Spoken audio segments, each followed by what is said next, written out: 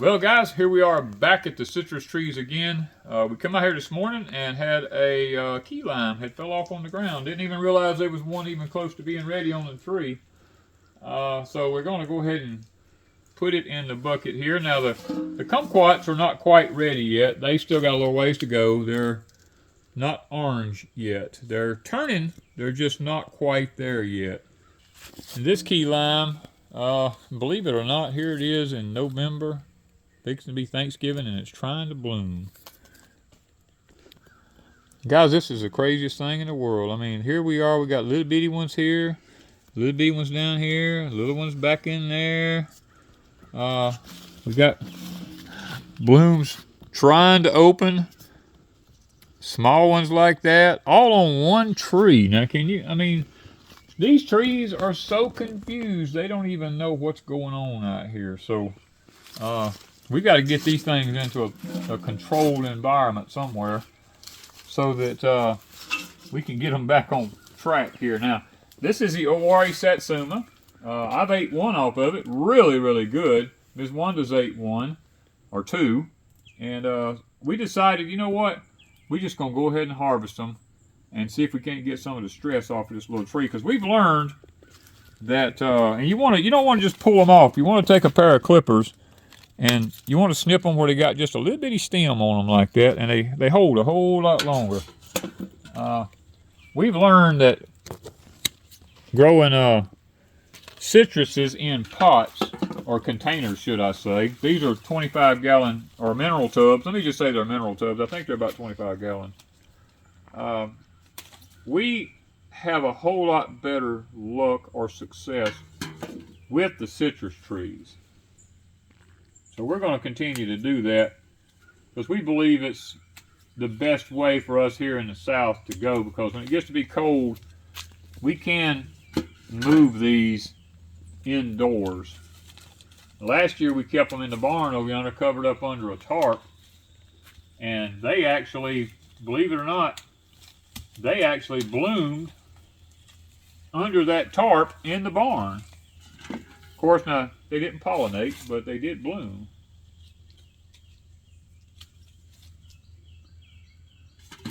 I don't actually know how many, it's 1, 2, 3, 4, 5, 6, 7, 8, 9, 10, 11 so far.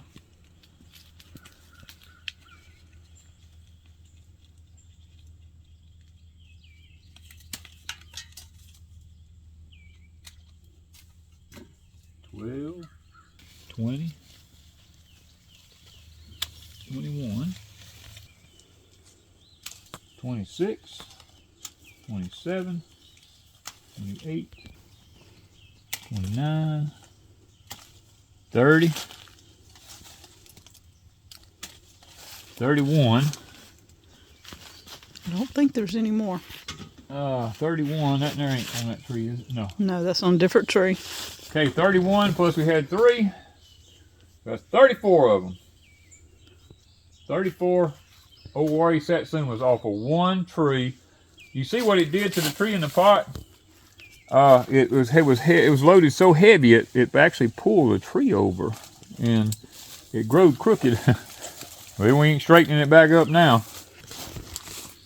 Now we have the Hamlin Sweet Orange here that one of them's ready. Well, it's or not almost. quite. It ain't quite there. How many do we have on that tree? We got 1, 2, 3, 4, 5, 6, 7, 8. I think 8's all that's on here. Nope, there's one over yonder. 9. We got 9 oranges on the Sweet Hamlin Orange. Now they're not ready yet, so we're not going to mess with them. And then we have what's called a Calamandan Orange here. Now this thing had literally thousands of blooms on it here the other day, and it's got, I don't know if you can actually see them, but there's little bitty ones like right there and right in there, all down in here. There's literally hundreds of them still on here. And then we have some back here on the same tree that's turning, getting ready. Now they're not ready yet. Now I will tell you this, and look at here, it's actually still blooming. Here's one of the lower limbs over here. It's putting on new blooms. These trees are so confused. And then right beside it is little old bitty Calimandan oranges. And there's another group of them, even littler. And then it's still sitting here trying to put on new blooms right there. These trees are so confused. They don't even know what's going on. And up here at the top, I see it blooming all up at the top up yonder. This thing sit in this pot for 3 to 4 years. Didn't do nothing. We put it in a barn last year and left it dormant with a tarp over it. And it's come back out this year. And it's done great. I think it might have had to have so many chill hours maybe. Maybe that's what it was. I don't know. But it has really took off. Now we have a tree over here we're going to go look at that Ms. Wanda, I had a tangelo tree when we got married that down here by this chicken pen, that thing was huge. And we got anywhere between 300 and 400 tangelos off of it every year. And that thing had been with me for quite a while. And we had a freeze come through and killed it all the way to the ground. And a sprout come back up out of the ground. And Ms. Wanda dug it up, brought it up here and put it in her flower bed because she just wanted to have a little citrus tree in the flower bed. Well, it's been about, I don't know, maybe 8 years now, maybe. Pretty close. That thing actually has something on it this year, and we don't know what it is. We don't know. I don't know if it's sweet. We don't know if it's tart. I don't know if it's bitter. I don't know. So let's go take a look at what it looks like. Guys, this tree right here, about 15 feet tall or taller, is the sprout that Ms. Wanda dug up. Now this thing's got thorns all over it. You don't dare even go into this tree. But it's got some big old fruit on it. I mean, they're yellow. So see, the problem is we don't know what they are or how to pick them. Now they got a thick skin on them, like a big old navel orange. But I don't know if they're supposed to be yellow. I don't know if they're supposed to be orange. I have no clue. There is several of them on here turning yellow right now. Okay, there is a pile of these things on this tree that have, just like the other citrus trees, this thing bloomed several times during the summer. And it actually has little ones and big ones. And so I think we're just going to take a chance here, and we're going to take one of these big old yellow ones off of there, and we're going to see what this thing is. I don't know if it's edible or not edible. I don't know if it's full of seeds. I have no clue. This is the first year it's ever had a fruit on it. If I can even get up in here, because I'm thinking thorns are jabbing me. I'll be bleeding here now. I got thorn holes all in me. That's pretty, isn't it? Look at that. Look at the texture of it. It's thick. It's hard as a rock. So we need to slice it and see what it looks like. Yeah, it's really, really hard. I mean, when I say hard, it's hard. It ain't like a regular citrus there. So let's slice it. Let's look at it and see. I'm gonna cut this top off first. I want to see how thick. Ooh, that thing feels thick. Look at that. I ain't even into no fruit yet. Look at that. That's amazing. What does it smell like? Smells almost lemony. More lemony. Okay, let's just go a little deeper. Still ain't got into anything. I ain't got into no. Look at that. It has a lemony. And I can tell right there, the pith is starting to come right there, the pulp. So, it's got a lemony, almost a touch of an orange smell, but yeah, which way you think lemon. I should go with it? You think I should go crossways or? It doesn't matter. Or this away? Crossway, go. Like this? Yeah. Looks hard. Very firm. Now Ooh, it looks more like a lemon, but look at the seeds. Wow. It smells like a lemon. Look at the No, it smells like an orange. Now it smells like an orange. Yeah, it smells like an orange. But man, look at the seeds in this thing. Good Lord. I wonder if they'd come up. Well, I'm sure they'll grow. We may be picking it too early. We'll leave the others. Slice. Look at them. There's still more seeds down in there. Lots and lots of seeds. That tells you that's a heirloom. It's an heirloom. Whatever it is, it's an heirloom. I mean, look, when I pull it back, watch the seeds now. This is usually how you do an orange. And it does.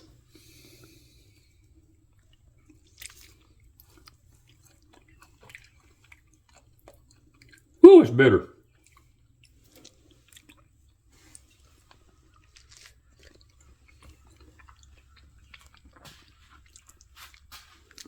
It's more of a lemon, but it smells like an orange, but it tastes like a lemon. But it's not as tart as a lemon. No, I don't know what it is. So we're going to leave the others. We'll leave the others and see. That ain't edible. Whew. If you want tangy. If you like something tangy now, I'll tell you what. It'd be the way to go. And it would be good for using as insect repellents, using it for cleaning. Yeah, cleaning You stuff. could use it for cleaning stuff. You could use it for insect stuff. I think we just might have harvested it too early. I mean, I don't know. It tasted like a lemon the first one I tasted. Yeah, this is It just tastes like a lemon. this was pretty bitter. Yeah, I think we just jumped the gun. We'll see in a month. If it starts to turn cold, we got to come get them. We'll come get them if it turns cold. But the rind on this thing is like half an inch thick. All this is like really, really thick. Like Wanda said, if you was looking for some kind of zest or something to for cleaning supplies, now boy, that thing would, look at that. That would be definitely the way to go. All right, guys, we only got two lemons on this one this year. This thing usually makes a lot of lemons, usually. And this year, it didn't do that to start with. It only 2 of them here is all it pollinated early in the year. But it is loaded. You start looking in these little limbs up in here, there is lemons. I mean, I could pull these limbs over. There is little lemons. I mean, there's just like dozens of them everywhere. The end of a little limb like this right here, you wouldn't think had anything on it. And I'm fixing to take one little leaf off right there. You can see all the little lemons growing on that. So, I mean, who'd ever thought this late in the year? Now, I will say something, and I don't know if it has anything to do with it, but this summer, we did put the electroculture rods from Mr. Mickey in here. Now, I don't know if that's why they started going wacko and blooming all crazy or anything like that. I have no idea. But we're going to leave them in there anyway, and we're going to see. Okay, we will be moving these pretty soon. We don't usually have our hard freezes for another 2 or 3 weeks. Usually up into December sometime before we have a really hard freeze. And so we're going to be moving all of these over to Pecan Grove this year because I'm trying to build a place over there where I can better take care of them during the winter time. Over here, I just have to set them in the barn, and there's no electricity over there because that barn's off grid. And I really want to get them kind of set up in a place where we had some electricity, where I could run some heat lamps on them if I need to in the wintertime to keep them from maybe going through too much cold. Stay with us, guys. We're gonna try. I don't know if we're gonna be successful, but we're gonna try because so many of them have young fruit on them right now, and they didn't have anything on them through the heat of this summer during the extreme drought times and the extreme heat. We're gonna try to baby these through the winter months and just see if we can pull it off with them growing fruit through the cold of the winter in a controlled environment, if I have time to get that built.